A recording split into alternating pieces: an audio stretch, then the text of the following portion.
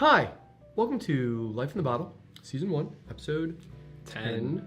Next week, I'm going to need somebody else's hand. I'm Mitch, this is Cody. Elliot is off on a little trip, so we're holding down the fort. Hey, we're doing it.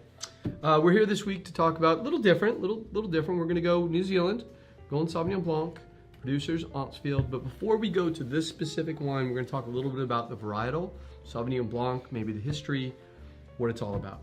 So Cody, Sauvignon Blanc, what do we know? Sauvignon Blanc. A lot of people think Sauvignon Blanc was born in Bordeaux, which would make sense. But Sauvignon Blanc actually more likely comes from the Loire Valley, from where it migrated down to Bordeaux.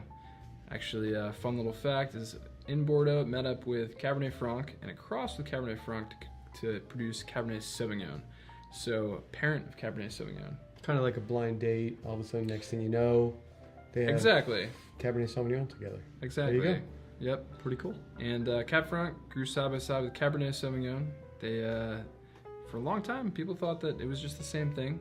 And, it was like Chateau Carbonneau, as we mentioned in a former episode, that it was separated out. And now we have Cabernet Franc, Cabernet Sauvignon. But Sauvignon Blanc originally from the Loire Valley. Which makes sense because, what's one of the great areas for Sauvignon Blanc within the Loire Valley? Sancerre. That's it. For all you Sancerre fans that didn't know you were drinking Sauvignon Blanc, that's what you're drinking, just from the little area, Sancerre. New Zealand came on board, right? Yeah. All of a sudden, bam. Yeah. We just looked up in Jancis's book. Love this book, by the way, if you want to know everything about grapes. Great book. Genius. Woo. Sauvignon Blanc didn't go to New Zealand until 1970. 1970s. Like and this the disco And this era. estate was first planted in the 1870s? Yeah, Is that right? 1870 something. So when Auntsfield began, the Sauvignon Blanc was not even a sparkle in their eye. They were probably doing sweet sticky wines back then. Yeah, probably fortified wines. Yeah. Awesome. History. So, Auntsfield is the producer, New Zealand, Marlborough.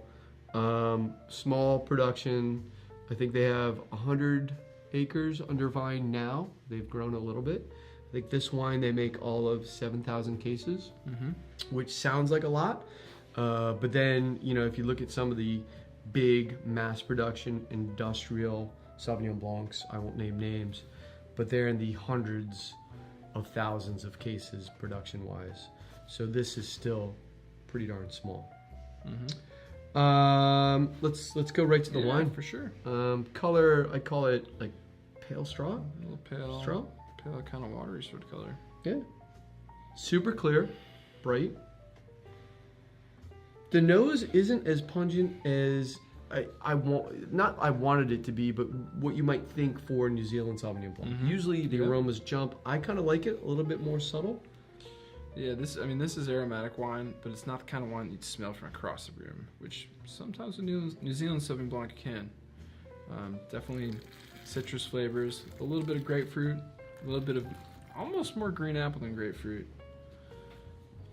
I find sometimes you talk to people about Sauvignon Blanc, and New Zealand Sauvignon Blanc is slightly polarizing. You either really like it or you don't. If you're in the Sancerre crowd, right, which is definitely more restrained, mineral-based, mineral-driven, you like that. And then, New Zealand usually jumps from the glass aromatically. It's bigger, it's more brash, it's in your face. Dare I say, this is definitely, don't get me wrong, 100% New Zealand Sauvignon Blanc.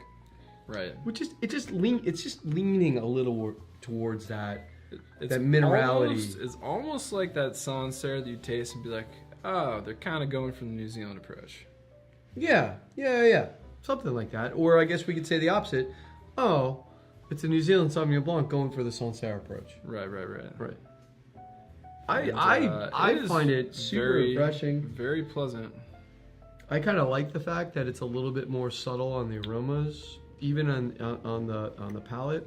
To your point, citrus, pairings. Thirst quenching. Makes you want to drink more. Yeah. I think it's a scalp one.